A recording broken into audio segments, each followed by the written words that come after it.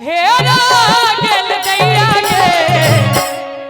अहाँ के हेबे लड़का के या लड़की के हेबे अहाँ अपने के हेबे लड़की के लड़का के एतय बैसू समझ भेलिए ने अहाँ एतय बैसू ना हमरा सामने में आके बैसू अहाँ तेहन गीत के फरमाइश के लिए है अहाँ के हम कुधिया देब मारो मारो ना उनका लोग अभी 4 गोटे से कि यही ठैया टिकुली हेरा गेल दैया गे लड़की के पिताजी अपने बुरा नहीं मानबे समझ संग समाधिन फरार भेलै दैया गे समझ संग समाधिन फरार भेलै दैया एही ठैया टिकुली एही ठैया झुलनी हेरा गेलै दैया गे हर जगह समधिन के नहीं जोड़बे आ चाचा संग चाची परा गेलै दैया गे चाचा संग चाची परा गेलै दैया गे एही ठैया झुलनी एही ठैया टिकुली हेरा गेलै दैया गे समझ संग समाधिन परा गेलै दैया गे समझ संग समाधिन परा गेलै दैया गे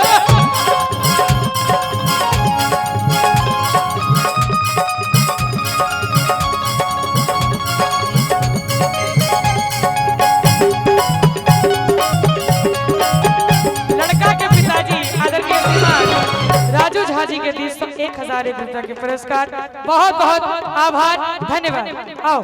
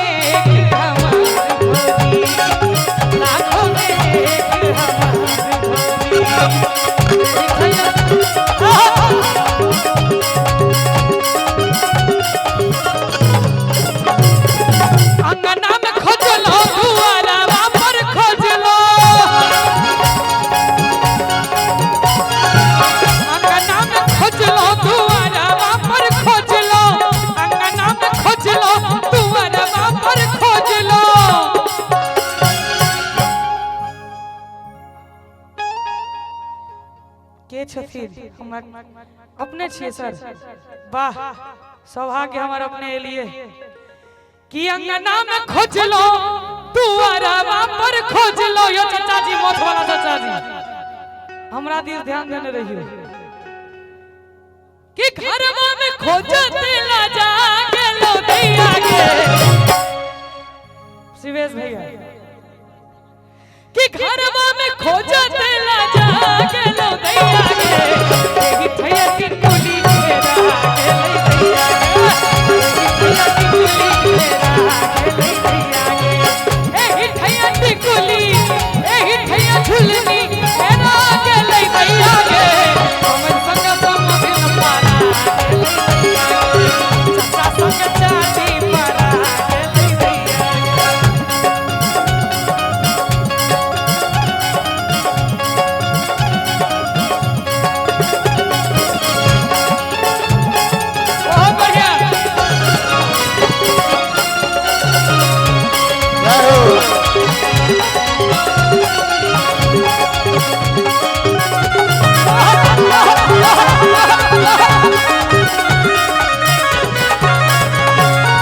सासू जी से पूछ लो ससुर जी से पूछ लो सासू जी से पूछ लो ससुर जी से पूछ लो सासू जी से पूछ लो ससुर जी से पूछ लो कि सासू जी से पूछ लो ससुर जी से पूछ लो और अंत में पप्पू जी से पूछते ला जा गेलो दैया गे चाचा जी कनी यहाँ ध्यान देबे दुल्हन के पिताजी दुल्हन के पिताजी दुल्हन के पिताजी पप्पू चाचा से पूछते ला जा गेलो दैया गे अहाँ ताली बजेबे कि नहीं कि हमरा आवा पड़ते हो तो एक बार ताली बजेबियो तो दोनों हाथ भजन नहीं गवे छे ना ना मारी छी दोनों हाथ भरियो एक बार दर्द होइया अच्छा नीचे से ना ना मारियो एही ठैया टिकुली हेरा गेलै दैया गे एही ठैया टिकुली हेरा गेलै दैया गे एही ठैया झुलनी एही ठैया पागल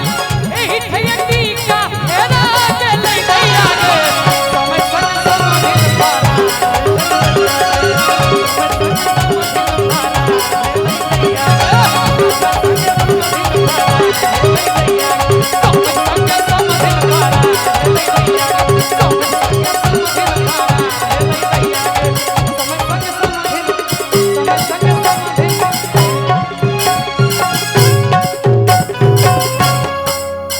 चाचा संग चाची